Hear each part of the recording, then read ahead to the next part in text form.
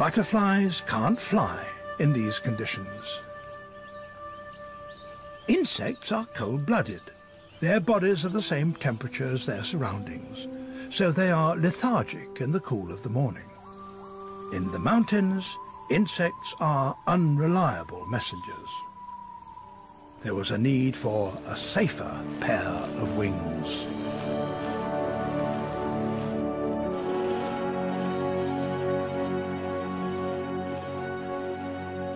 We may never know for certain where this change of messengers took place, but somewhere in South America, perhaps on the ancient plateaus of Brazil, plants acquired a new partner.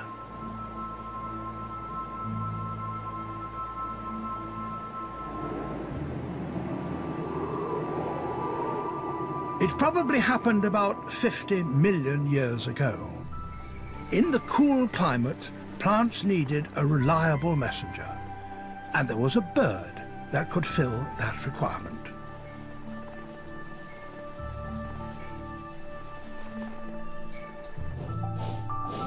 A bird that possibly looked like this saw-built hermit found a new way of making a living. This ancestral hummingbird was most likely an insect and spider eater, its heavy bill adapted for grasping its prey.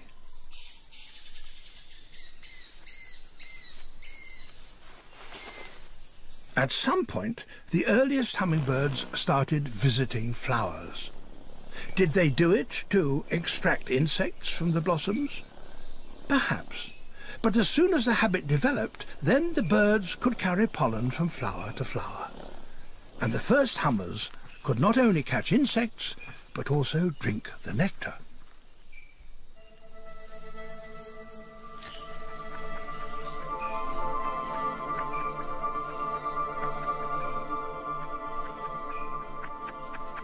The original hummingbirds, with their heavy bills, were relatively large and rather clumsy flyers. But this was the beginning of a long relationship with the plants, and the birds evolved to better suit their new ways of life.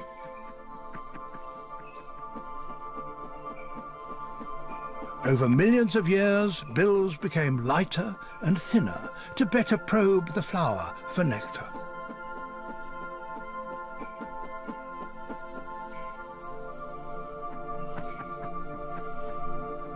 To reach the flowers demanded great flying prowess, and the early hummingbirds became smaller and more agile than their ancestors.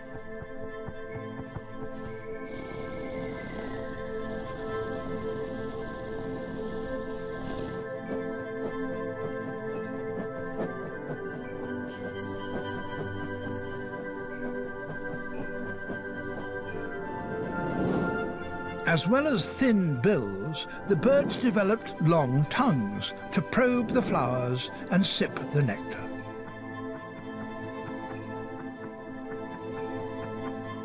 Reaching the nectar demands a huge amount of energy, and so hummingbirds did everything to lower their weight. Their legs and feet became so small that they could no longer hop or walk, they could only perch. They were already leading an extreme way of life, living on an energy knife edge.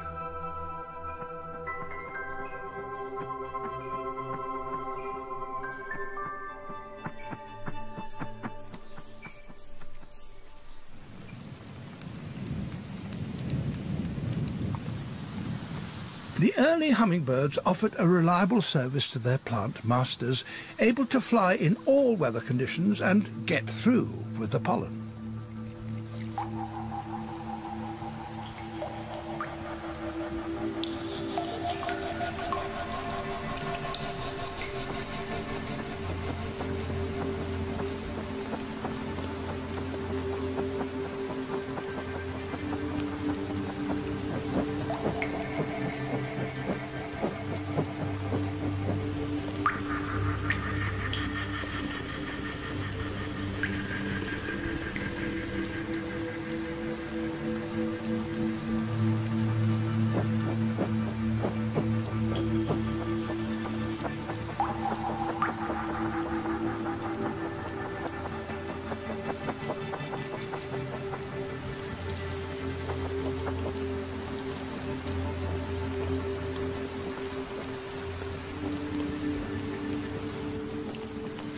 For many millions of years, hummingbirds remained generalists, feeding from a wide variety of flowers.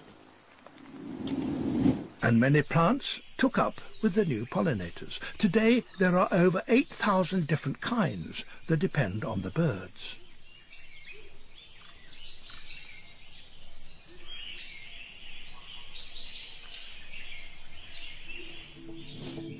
But there was a penalty to the New Deal. The plants had to supply more food for their dependable warm-blooded messengers exactly for that reason. Warm-blooded birds use 10 times more energy than the cold-blooded insects they replaced.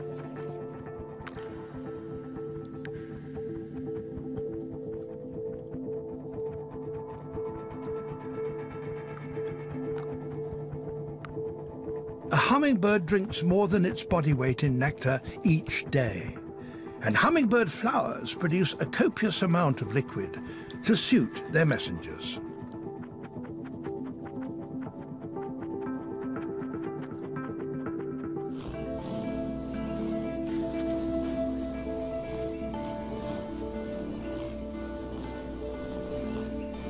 It was thought that hummingbird plants produced orange and red flowers to attract their messengers. But the story is more intriguing than that.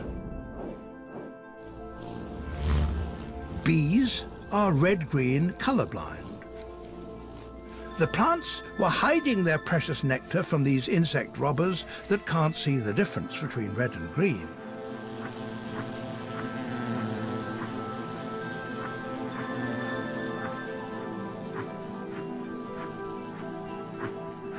Whilst making it obvious for their feathered couriers.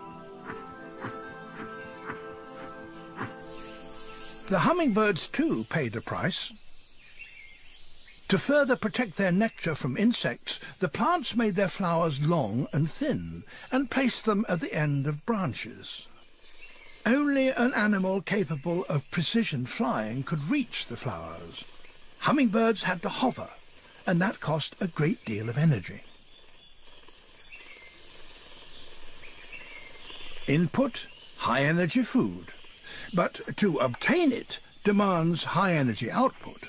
Hummingbirds were forced into a precarious energy balancing act. Holding perfect position in space is a hummingbird trademark. No other birds can do it. Though the similar-sized bananaquit does try.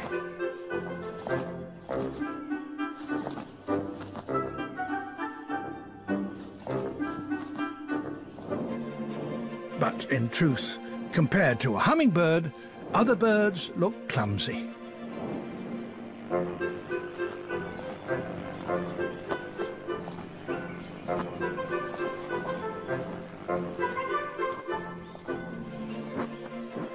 The reason is the way hummingbirds fly.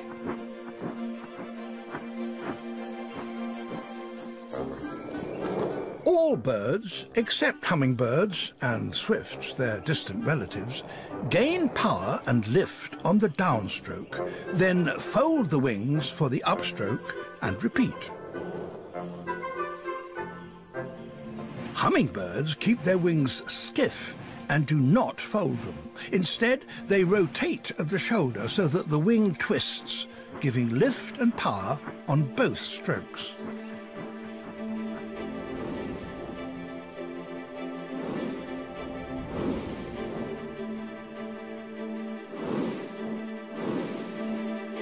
The extra power gives the hummingbirds a great advantage, and they can claim to be the most accomplished flyers that have ever taken to the air.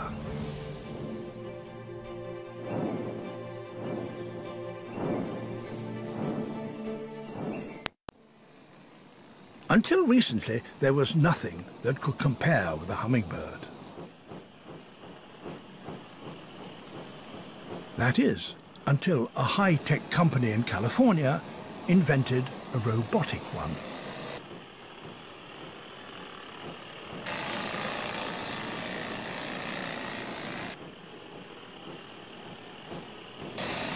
It flies just like a real hummingbird, gaining power on both wing strokes.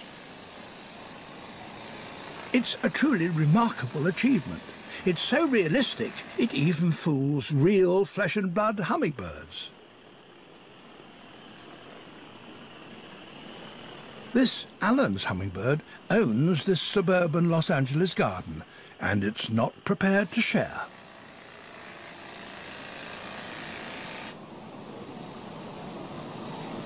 Things reach a crisis point when the robot hummer approaches the real hummingbird's nectar feeder. Time to attack. The feathered hummingbird is only a quarter the size of the robot, but he still tries to drive off the interloper by dive-bombing it.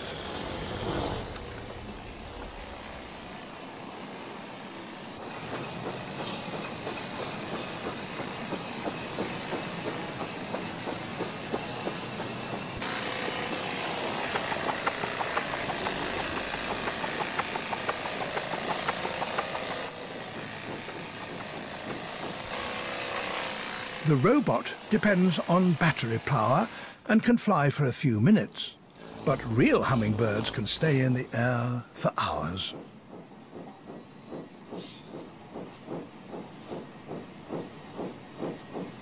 Their special mode of flying gives the hummingbirds the power to maneuver in all sorts of ways.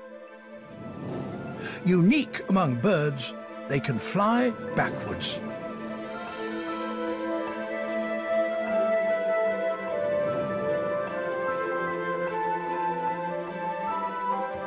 They can rotate on the spot, even fly backwards and upside down.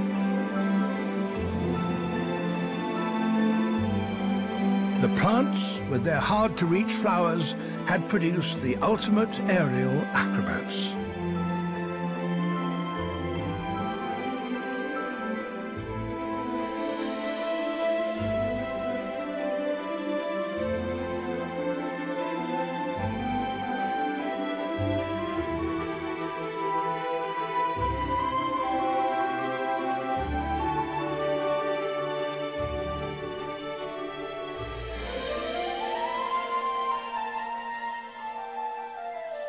All this virtuosity in the air costs energy. When flying, hummingbirds have the highest oxygen demand of all vertebrates. Wings beat as fast as 80 times a second. The problem is getting oxygen to the flight muscles.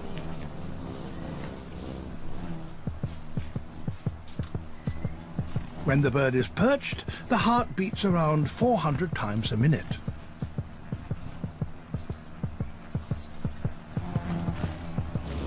In flight, it rises to an astonishing 1,200 beats per minute as the heart pumps oxygen-rich blood to the wing muscles. Even this is not enough when hovering, and so the heart expands in size so it can pump more blood with each beat. When this happens, the blood circulates around the whole body, heart to lungs, to heart to muscles, and back to the heart in under 1 second.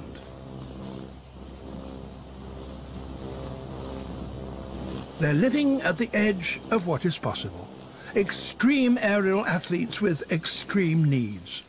It's no surprise that when they're not flying and feeding, they rest and conserve energy.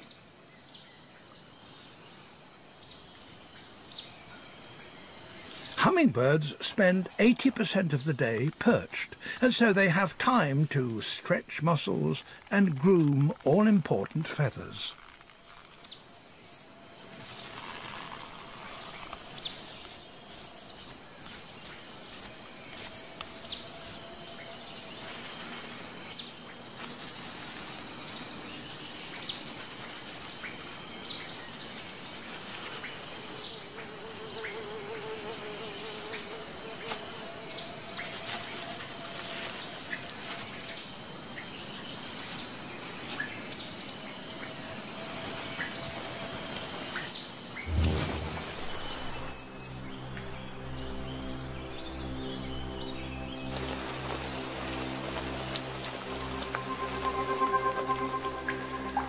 Showers provide another opportunity to clean and brush up feathers.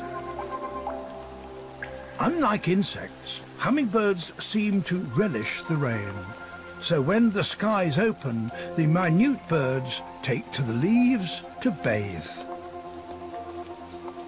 Even a banana quit joins in.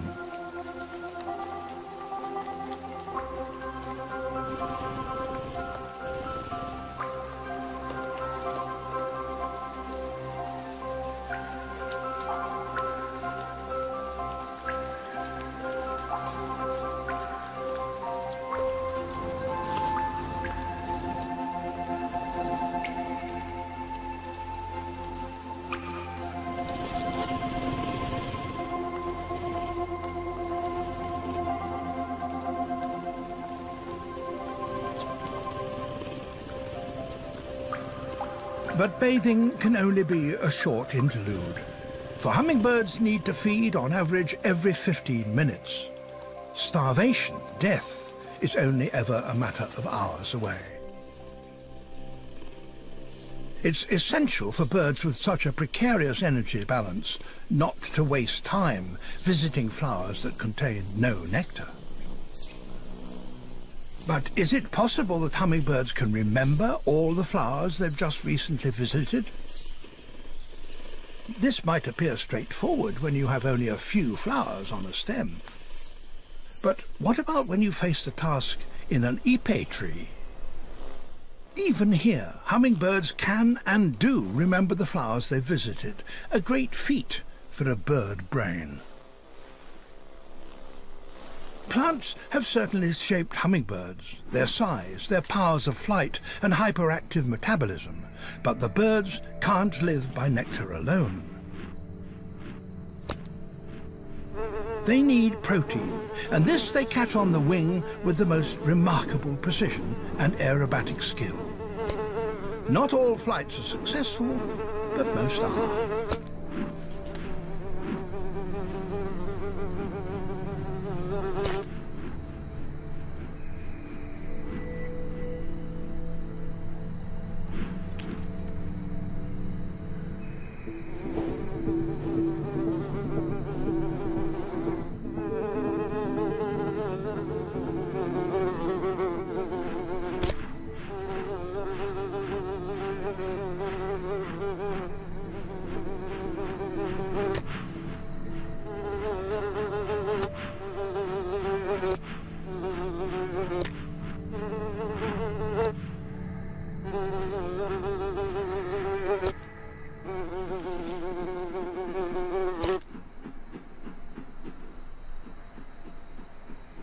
The birds need the protein to build muscles and replace feathers.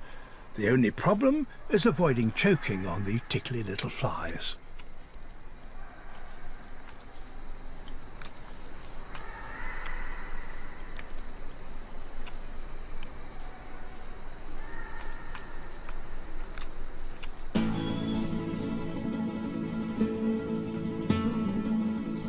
Hummingbirds are unique in many ways, but they share with all other birds the need to breed.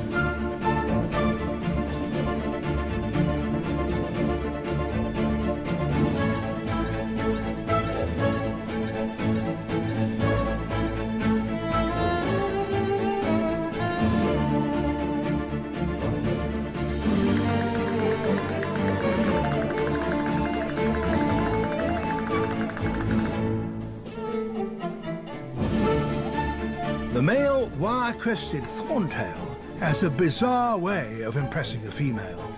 Its courtship lasts a matter of seconds and was unnoticed until the high-speed camera revealed its unusual nature.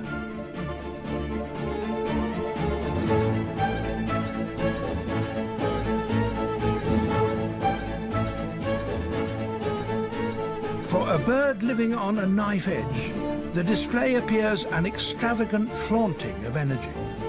And it may be designed to do just that, to show off the male's fitness.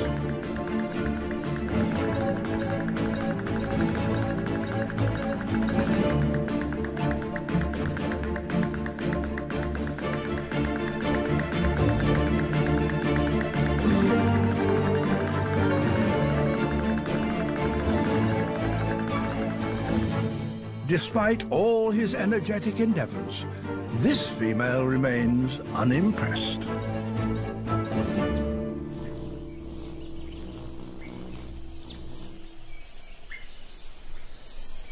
It's the female alone that builds the nest and tends the eggs. But for hummingbirds, even this is not straightforward. To remain on the nest long enough to keep her eggs warm, counterintuitively, the female has to lower her body temperature. Only in this way can she reduce the time needed to spend away on feeding.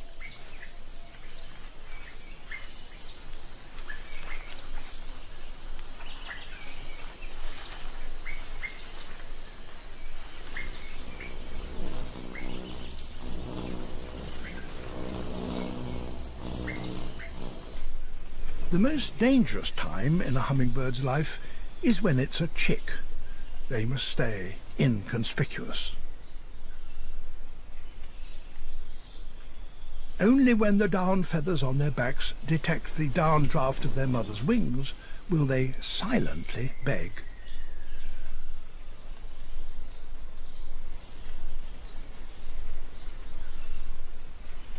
The chicks are fed a rich mix of nectar, pollen and insects.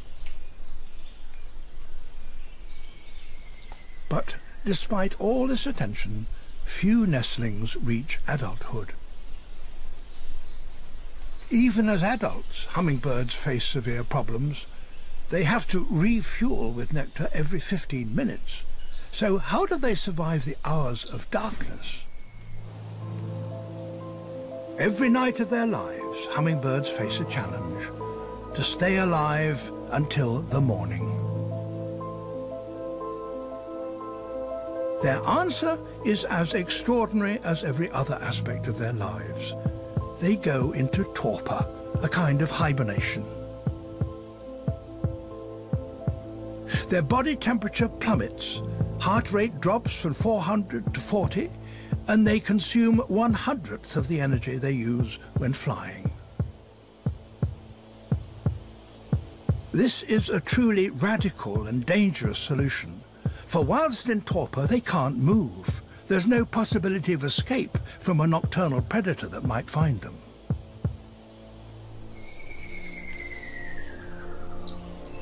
As day approaches, they start to shiver and warm up. It may take half an hour before they return to normal.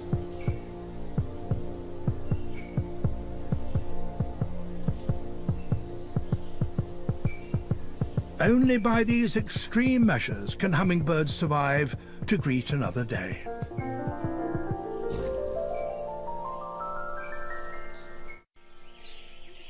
Living an extreme, hyper-energetic life as they do, hummingbirds must ensure they have a supply of nectar.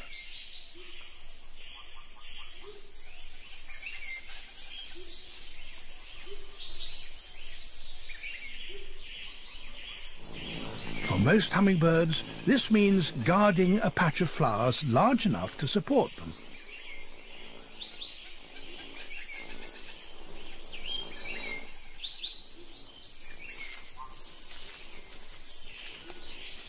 The flowers are a bird's lifeline.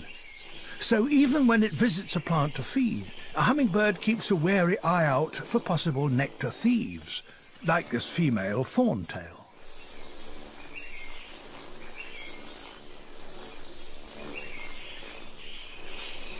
Most trespassers, when confronted by the rightful owner, back off and leave the territory.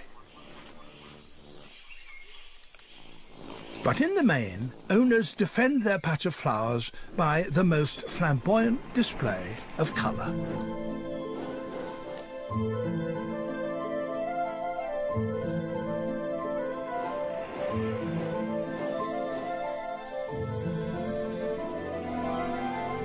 Hummingbird feathers are extravagantly iridescent.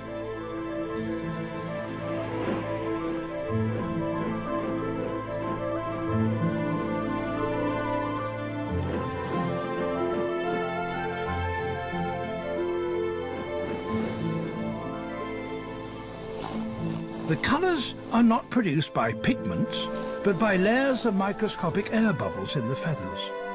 The air bubbles refract, reflect and recombine sunlight to produce dazzling colours. The colours depend on the angle of sunlight, so hummingbirds can switch on and off their brilliant signals, flashing a warning to an intruder, but able to hide from an enemy.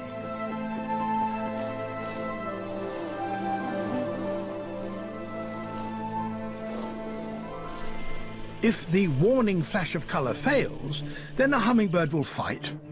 Although tiny, they're not delicate tropical gems, but aggressive combatants. It's a matter of life and death.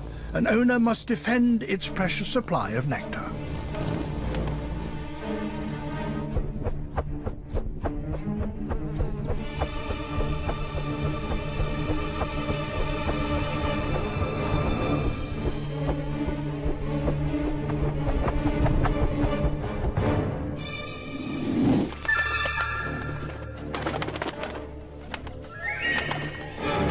As befits the greatest flyers, much of the fighting is in the air.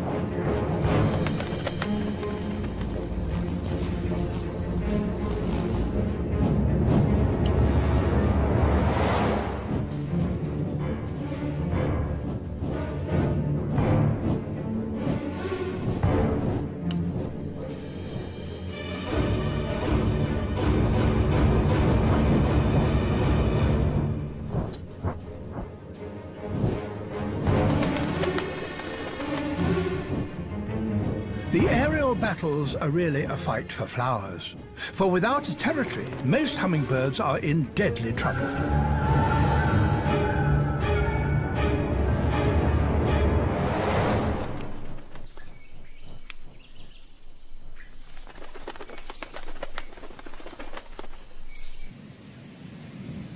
In northern Brazil, there are even temporary territories that last just a matter of hours. The cactuses that colonize the bare rock only reveal their flowers in the afternoon. In the morning, they're hidden inside these strange caps, and the rock garden is deserted.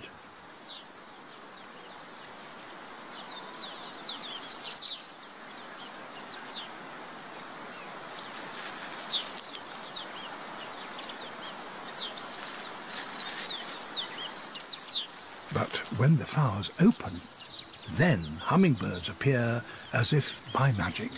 They remember when the nectar becomes available.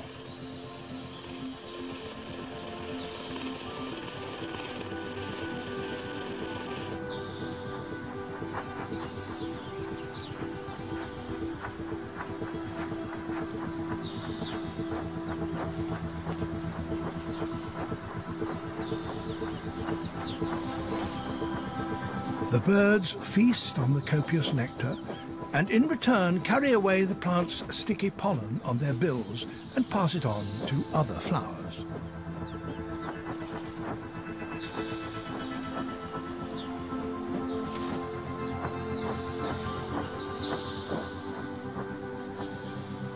The hummers carve up this miniature world, patrolling their airspace and chasing off interlopers.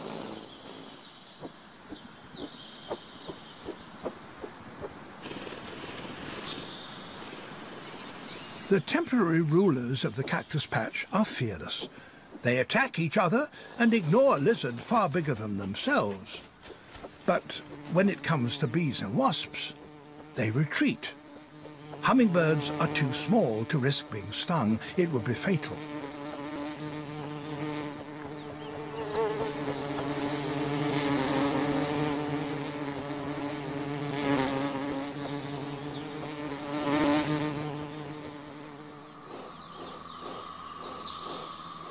The hummers stay and feed and fight and guard their prickly patch until evening. Then, as the light fades, they gradually slip away, to return next afternoon.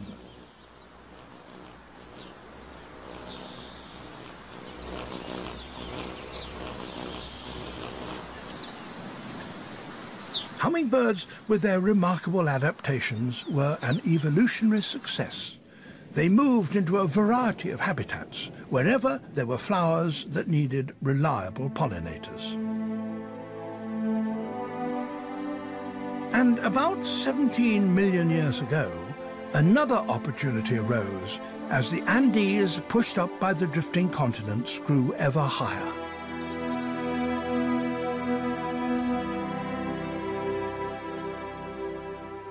The volcanic Sierra reached up to over 5,000 meters, higher than the ancestral Brazilian plateau, creating new habitats.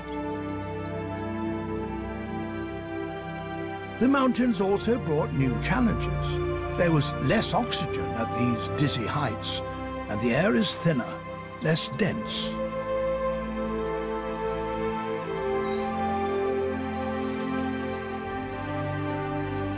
Some plants offered their feathered messengers support. The shining sunbeam clings to the fuchsia while it feeds, and so saves the high cost of hovering.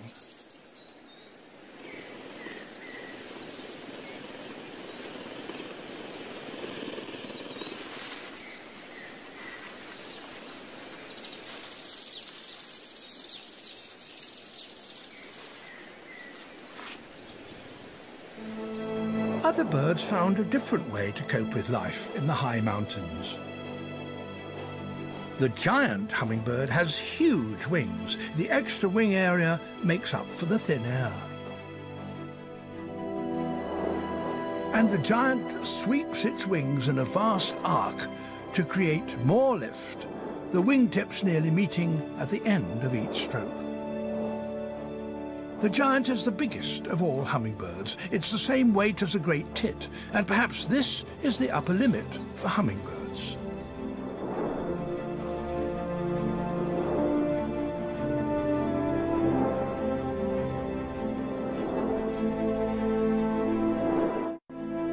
The Andes, with their wide range of habitats, produced an explosion of hummingbird species. Half of all the kinds of hummingbirds live in these mountains, along with their plant partners.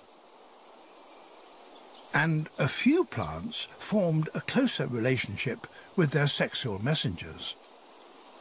This is angel's trumpet, and its flowers are enormous, 20 centimeters long.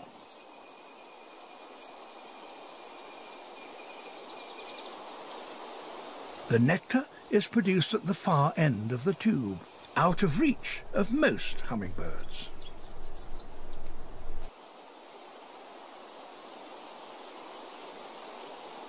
This coronet simply doesn't have the means of reaching the nectar.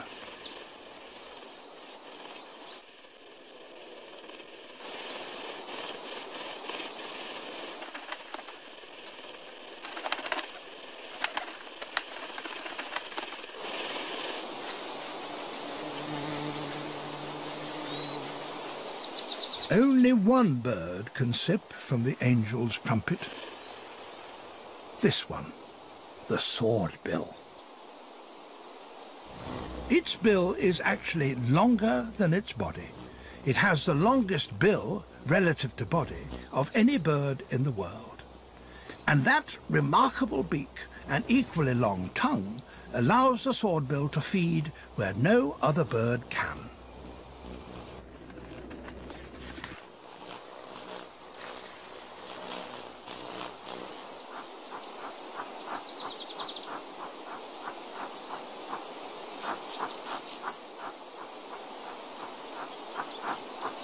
And a big bill can have other uses.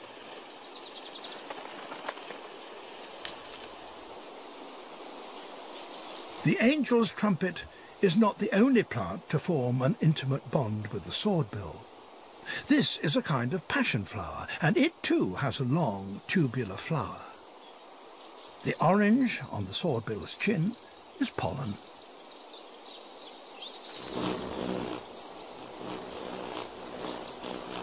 Each time it drinks from the passion flower, pollen is transferred back and forth between plant and bird.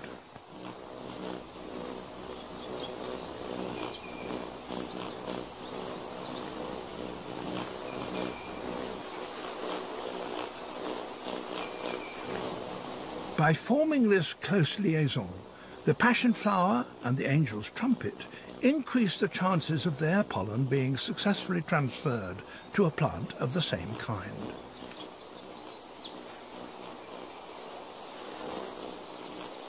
And the hummingbird has the nectar of the plants all to itself, so both plant and bird benefit.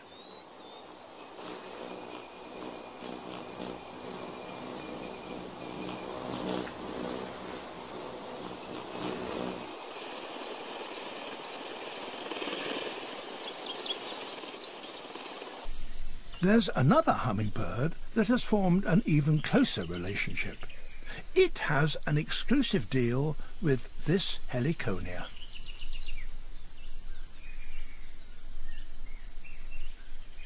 The heliconia protects its yellow flowers inside robust red bracts.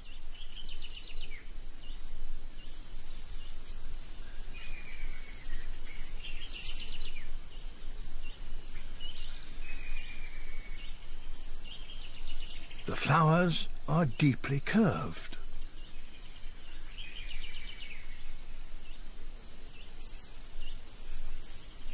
Only this bird can reach the nectar.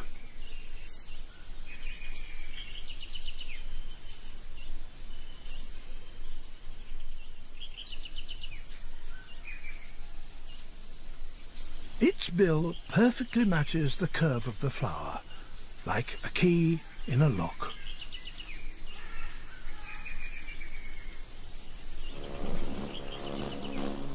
As it feeds at its private flower garden, pollen is dabbed onto its head.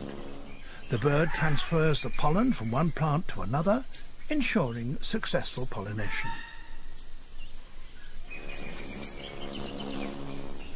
Because the sicklebill has the heliconia nectar all to itself, it has no need to defend a territory. Instead, it spends its day flying from one clump of flowers to another.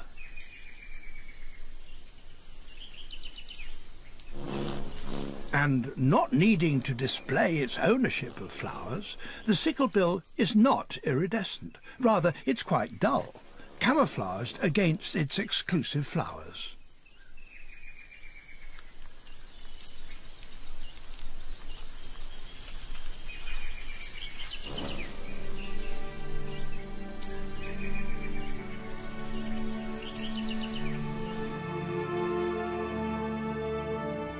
The next chapter in hummingbird evolution was written about 6 million years ago. Some hummingbirds became even smaller.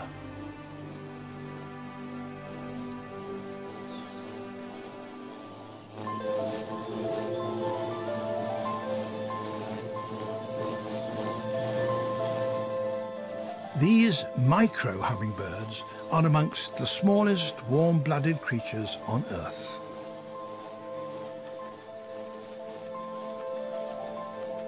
They weigh as little as 2 grams, the same as a single penny, and they compete directly with the insects.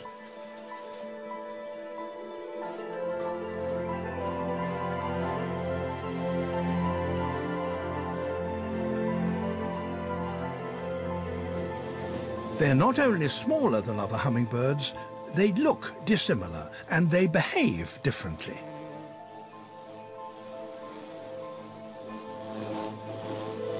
Their flight is more like an insect's, as they roam freely through the forests, feeding on a variety of flowers.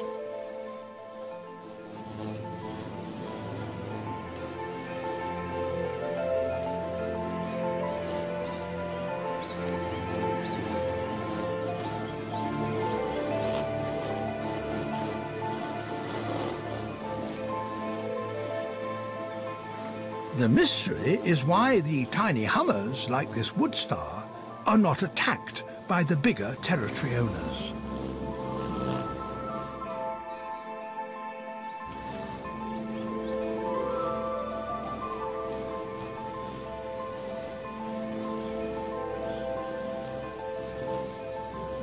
The aggressive emerald ignores this little thief. Why?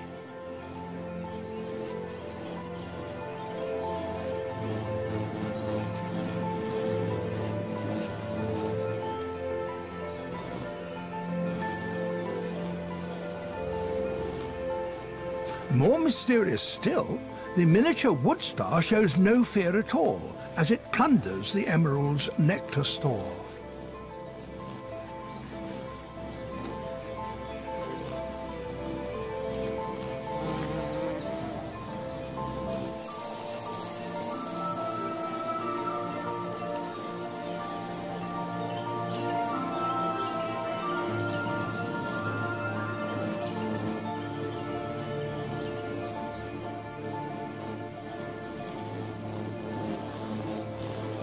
It might be that the emerald doesn't recognize the tiny wood star as a hummingbird.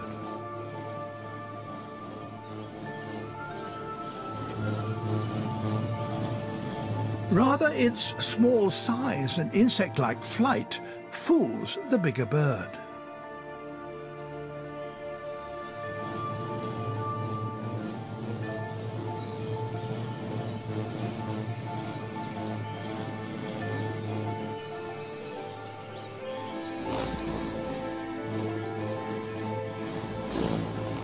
The emerald even shares a flower with a little sneak.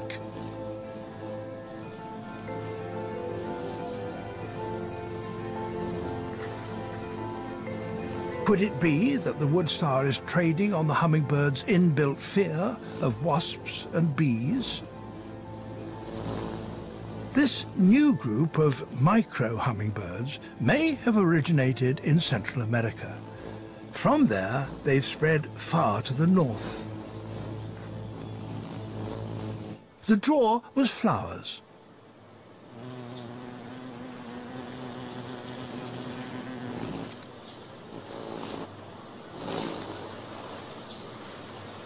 But there is one major drawback to living so far north: winter.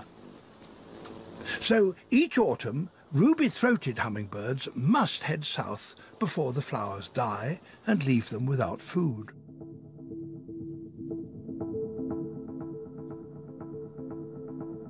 By September, they arrive in places like Rockport, Texas. Some may have already flown over 3,000 kilometers from Canada, but many still face their greatest challenge.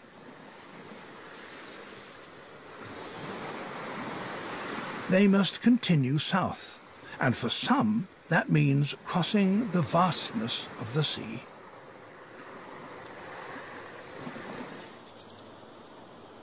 The local people put out feeders to help the migrating hummingbirds.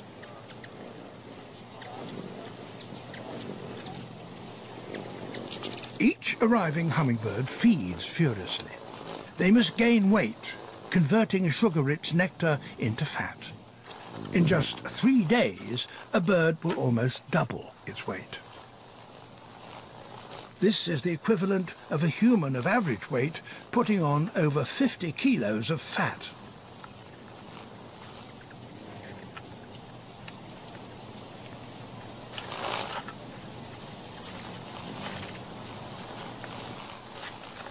The arrival of the hummingbirds is a cause for a party, and Rockport hosts the Hummerbird celebration. People come from all over North America to see these tiny travelers. Most unusual pictures ever. You're going to have to show it to your principal. Oh, yes. Absolutely. Yeah. Absolutely.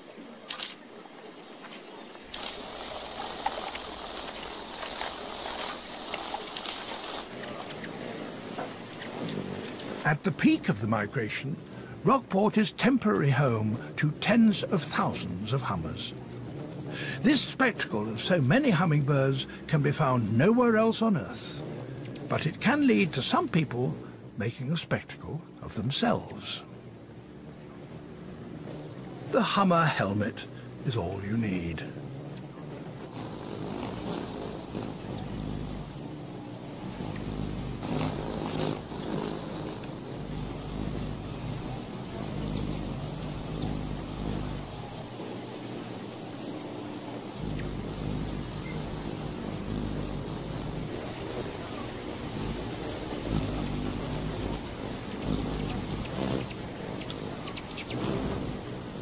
Once the birds have put on enough fat, they move the short distance to the coast. The time has arrived for the greatest test of their powers of flight. The nighttime journey, at least 800 kilometers non-stop, is an enormous undertaking for such tiny birds. A last sip, and the birds set off across the Gulf of Mexico. Much about the journey remains unknown, but recently scientists have tracked the birds using the Doppler radar of the United States National Weather Service. Designed to discover water droplets inside clouds, this sophisticated radar can also reveal the path of flocks of small birds, including hummers.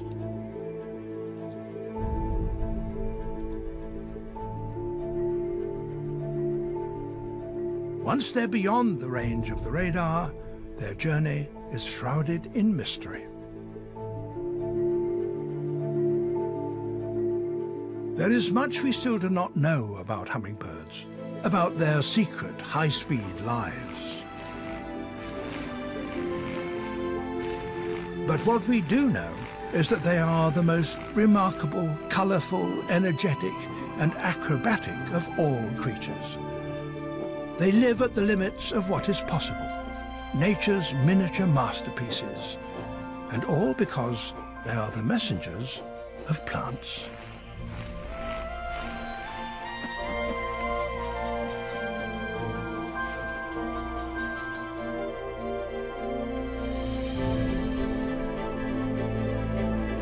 To watch the